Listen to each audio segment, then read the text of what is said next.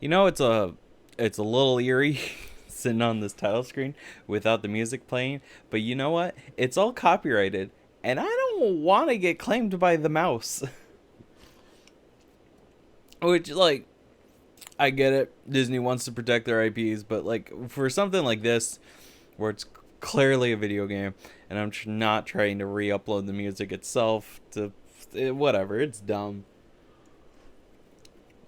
I've got some uh orange flavored Italian soda. But hello everyone.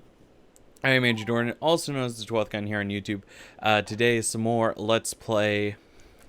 Actually, this is the first episode of Let's Play Star Wars Battlefront 2. I did the first series a long time ago. I think about at least a year, maybe more. I have two profiles, one for the Star Wars Battlefront 2 news Facebook page, which hasn't been used in a long time. And part of that is on me, because I was like, I'm going to make content for it, and I made exactly 10 videos for it. But anyways, so this is Star Wars Battlefront 2. I am, of course, playing it on the original, I'm playing the original Xbox version, so the one that's just called Xbox, not Xbox One. But I'm running it off of my Xbox 360, so there might be some graphical glitches. But let's go ahead and get started. I'm gonna do, oh my god, my chair's already slipping. That's a good sign. I'm gonna do the Geonosis tutorial, because it's counted as part of the campaign, sort of, and I don't see a lot of Let's Plays actually showing this level off, so I figured, you know, why not? It is the tutorial.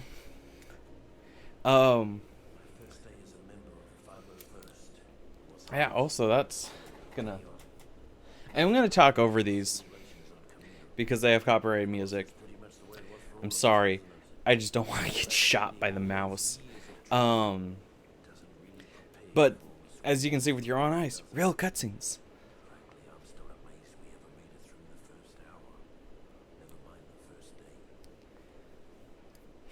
So yeah, I will try. I try not to. Also, you see all the awards that I have, the permanent unlocks. So I'm gonna pause just for the sake. This first episode is gonna have a lot of explanations about the series and my thoughts behind why I'm doing certain things. So unlike in the first Star Wars Battlefront, we have, you know, sort of actual made cutscenes instead of it being 100% movie clips. It's now more like, I would say, about 50% movie clips, and the movie clips are more so like supplemental, whereas in the previous game, the point of them 100% were to convey the story of each level, which is kind of dumb. But I think that covers everything. I will be skipping over the movie clips. You'll see like a frame of them, because YouTube's copyright system is bullcrap, and I don't want to have my channel nuked. This is a real battle, and if you mess up, you'll really end up in a world of pain. Now get out there. Some activity has been reported in the vicinity of Checkpoint Alpha. Get there and secure the area. Droid scouts have been detected in the area. Take them out before they can report our position. Alright, so as you saw, I have a bunch of award weapons. I've put a lot of time into this and my 2 PC copies. Let's hope those scouts didn't get word back to their army. Now, finish off that damaged Hellfire droid using your thermal detonators. I kind of went through that a little quick. Real quick, you can press back if you're playing on GameCube, or not GameCube, Xbox, or PlayStation 2, and on PC, I believe it's tab or M to bring up your map, which also has your objectives. And then if you're doing story mode, you can pull up hints that way, or you can do objectives with Y. So destroy the damaged Hellfire droid with your thermal, basically what he just said to do. So we'll just throw 1. And did I overshoot it? I did. I don't know how that was possible, but there we go. Good job. But The droid army is headed this way. Capture the downed Techno-Union ship to secure a stronger foothold for our troops. So, not only do I have the award rifle, which turns the blaster rifle of your standard. Ammo. Go to the downed Techno-Union ship and switch to the engineer class at the command post there. I'm gonna go ahead and pause again so I can explain some things, because when we complete objectives, he's gonna keep talking. So I have the reward weapons. If you get so many, actually, you know, I can explain this later. The hell am I doing? So let's go here. Now use your fusion cutter to repair the health and ammo droid. So one key difference. Also, I'm gonna turn down my speakers. Holy crap. You're gonna notice lots of differences between this and the previous game, and I'm not gonna make too many comparisons Nice work, trooper. throughout the series, but definitely. CIS have sent in a column of spider walkers. Get to the ATT E-clone and make it fast. All right, so God, excuse me. You may notice that this class has a shotgun, whereas in the previous class they had an arc caster. Now take one of those walkers down before they do some serious damage. All right. Sometimes the voice clips finish before the objective thing pops up, but sometimes they The don't. holocron on top of the Techno-Union ship. Use a command post. Alright, so it wants us to... Basically, this tutorial gets you to try out all of the different classes. I feel like they do it a little too quickly, where it's just like, hey, do this, now do this. Acquire that holocron and bring it back to checkpoint Alpha. Who knows what secrets it Oh, might hold. and I ran out of juice. You may notice there's also a new UI. In the previous game, all of the UI elements were in the corners. This one, things are changed up a little bit. Our map is in the top right. Our health and ammo and stamina and all that jazz is in the bottom left. But our reinforcement ticket counters, which sometimes you'll see up top, sometimes there'll be score numbers, and also the health of units when we're targeting them will appear at the top. The CIS are holed up in the cliff bunker. Get up there and take over that post. It will give us Alright, a cool strong deal. vantage point on the field. So you may have noticed that even though this kind of looks like your standard conquest map where you go and capture command posts, there are also in the campaign you do little other objectives that you'll see in other game modes when doing something like skirmish. And that's one of the things I really like about the campaign, is it kind of blends all these different sort of game modes into one. So when you're in Foot Soldier, you have a mix of, you know, the traditional style, like, you know, capture command post and all that stuff, destroy all the enemies, but then also occasionally you get, you know, sort of capture the flag like elements. And you may have noticed that when I had that that holocron looking item, I wasn't able to use my jetpack. With capture the flag like mechanics, you can't use any special abilities while you're carrying the flag. Whoop, that went by a little quickly. So change the sniper class. Alright. So this is really getting to all this stuff. On the award screen, I will talk a bit at length about all the different awards, but I will say that the award weapon for the sniper is viewed as the worst one. Change to heavy trooper. All right. And we just need to destroy any one spider walker. Like in the previous game, you can lock on. Excuse you. With the rocket launcher, you just target with square, and it'll lock on, which I find very helpful. In the previous game, damage was just damage, but in this game, you actually have the ability to get critical hits by hitting weak points. So for land units, it's usually the head or face. Oh, now we get to play as a Jedi. So let's go ahead and spawn in. Now I'll ask us to be Mace Windu. Tap left or right if you're using a controller. And then choose where you want to spawn in as. And here we have Mace Windu. He seems really cool, but honestly, like in the lore, I think he's probably like one of the worst Jedi you want for something that requires nuance. Because he was just... I think in the movies, like, some of the actions Mace Windu takes causes, you know, the downfall of the Republic. But he's still, like, if you wanted him in a fight, yeah, he's good. Although I feel like that's probably just the movies, because I know, and in the Clone Wars, but the animated show, Mace Windu was really cool. Although nobody really talked in that show, now that I think about it. I think Volume 1, because there were 2 volumes released after they were done airing. Volume 1 has like very little to no dialogue. The Volume 2 has a lot of dialogue. So we need this bunker now. Alright. Also, like, the Jedi Order, just in general, seems pretty flawed. It's like, oh, we must be space monks, but also, like, if you have any personal issues, we won't send you to therapy. We'll just tell you to buck up. Which is really stupid. Objective complete.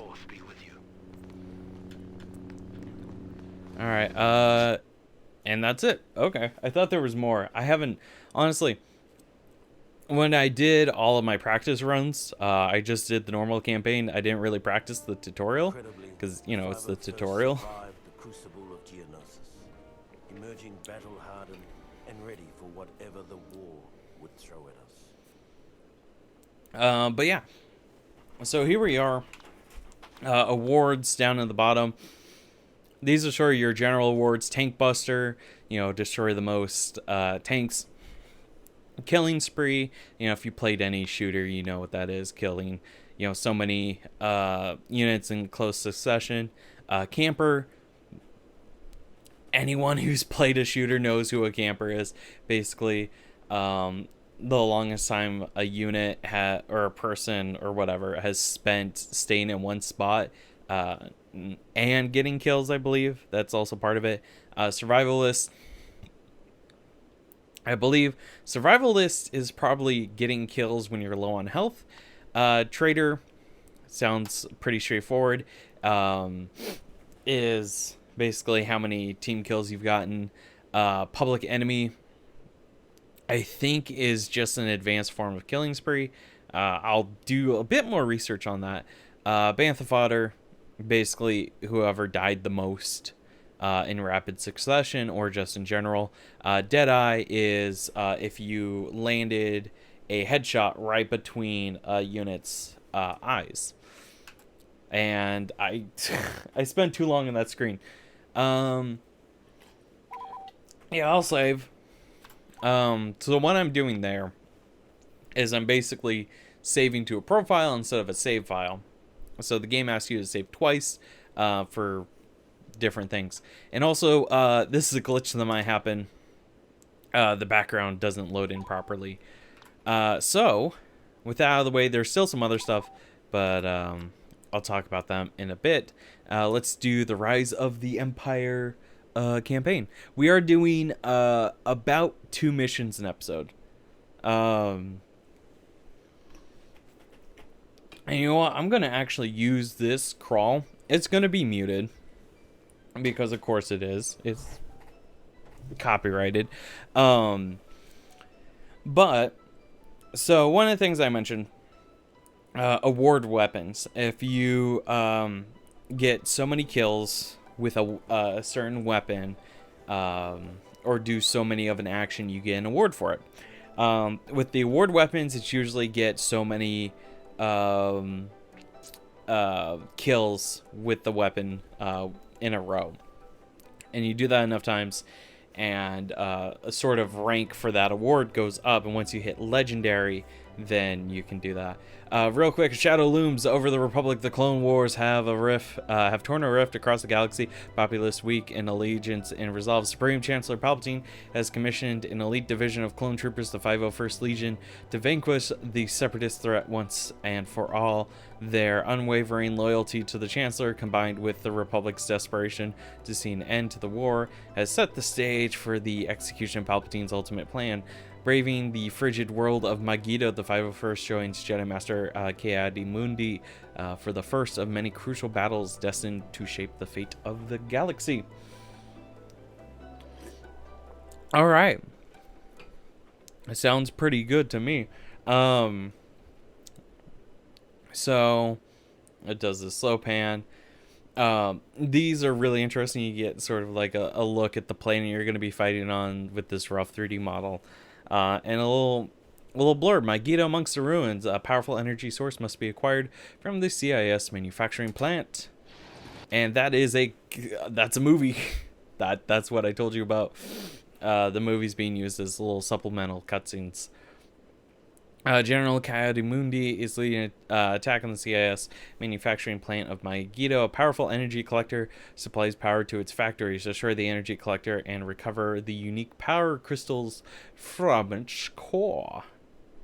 Yes. This campaign does kind of go out of order. We're seeing this battle of Megiddo very early on before other things. But in the lore, it's a little later. It's a little messy, but it's still fun. What Ki-Adi-Mundi didn't know, however, was that our unit of the 501st was really after an experimental Megiddan power source that the Chancellor wanted for his super laser. Keeping Mundi in the dark, I'm not entirely sure the Jedi had become if wary of the Chancellor ever talked. I don't think there's ever talk in like the new lore of Palpatine wanting a super laser that being hinted anywhere. It's like that whole thing is going off of like one thing in Attack of the Clones. So we've got 4 units available.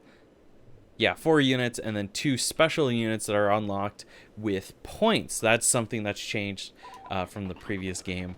I'm not gonna be doing comparisons too much, just if there's a difference I want to point it out. So we got to cross the bridge.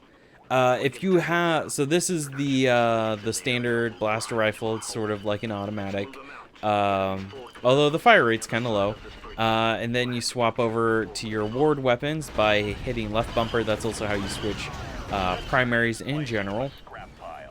And then, you know, like we saw in the tutorial, press Y to get out in and out of vehicles. And then right trigger lets you use your secondaries. So on a vehicle that could be something like mortars in the case of the AT-RT, which I feel like is a pretty good vehicle.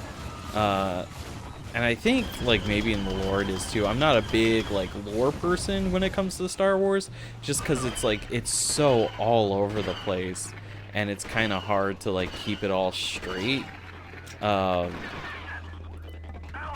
So yeah, that's kind of how I approach Star Wars lore. Is I look up stuff that I find interesting, and then other than that, I'm like, yeah, okay. Oh, hold on. So throw in a thermal detonator and whoop. Take out the particle turrets. All right, we can do that with the AT-RT because it's really easy to do so. I think I'm not 100% sure because I haven't tested this extensively. But I feel like in the campaign they've lowered the health of these particle cannon turrets, and that's something that the campaign does a lot. Is they take liberties. All right, I can do that. Again, sorry if y'all don't necessarily like me talking over the stuff. Part of it is because I have okay, yeah, get this command post. Part of it is because I have my speakers now turned down so I don't get any more bleed through, because audio is a little inconsistent with this game, and also because I don't want to get copyrighted with the music from the cutscenes and whatnot. So it's just a mess. Oh, there we go. Oh, that's a grenade. So as we can see, here's Clone Commander. Gosh. Clone Commanders have a unique weapon called the chain gun. It has the TV trope of cool but impractical because it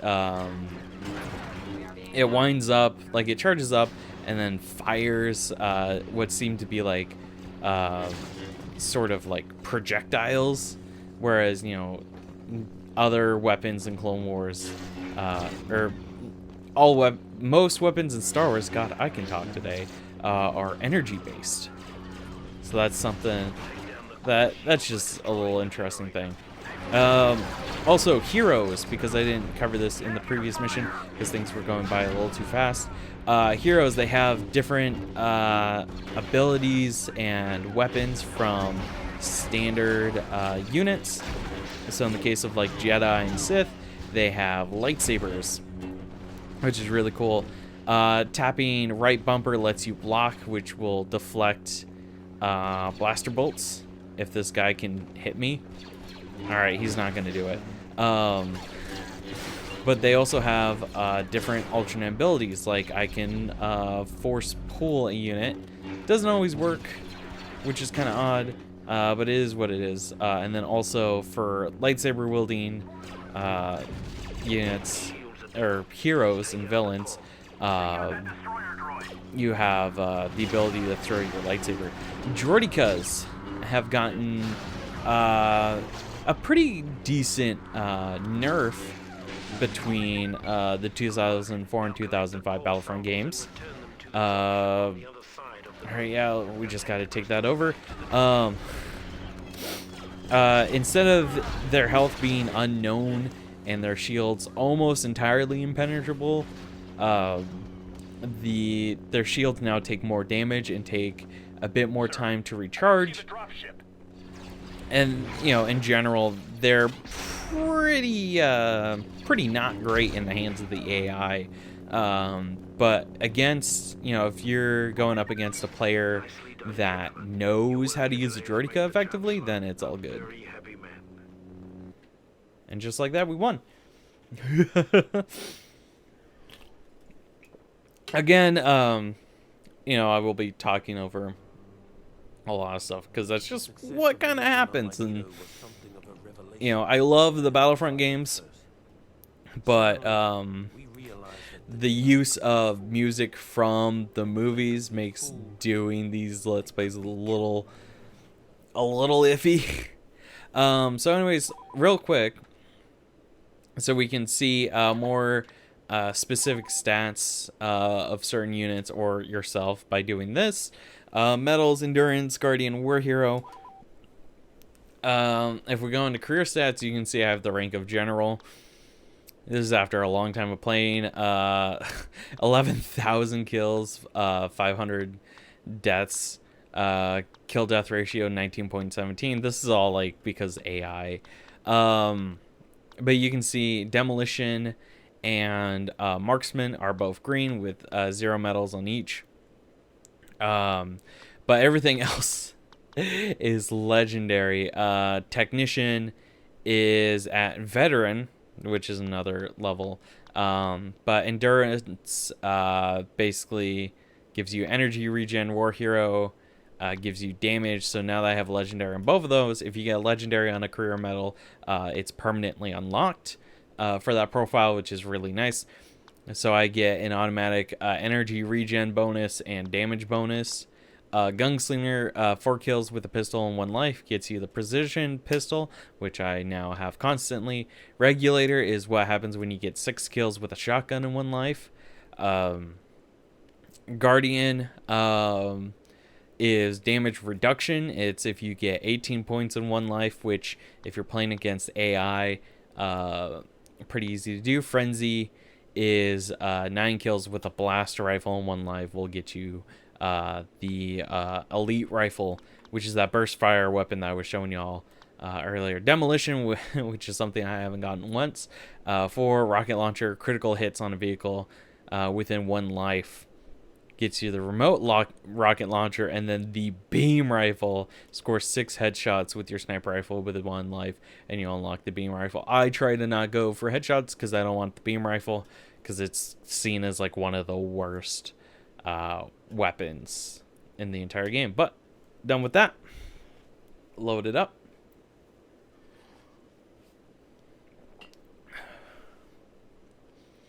And you know what? Continue without saving, but I would like to save to my profile because we did get some more medals. And this will be the tutorial for space battles, which we'll go over in the next episode. Yeah. We did 2 missions. We did the Geonosis training mission and the Megiddo amongst the ruin. So yeah, in the next episode we'll be doing this plus the next mission, and then so on and so forth, for the rest of the campaign. And then we'll also go into the side modes like Galactic Conquest and all that. So we're gonna try to cover as much of this game as possible. But that is gonna be it for today. Thank you so much for watching, and I will see y'all next time for some more Let's Play Star Wars Battlefront 2. Bye bye.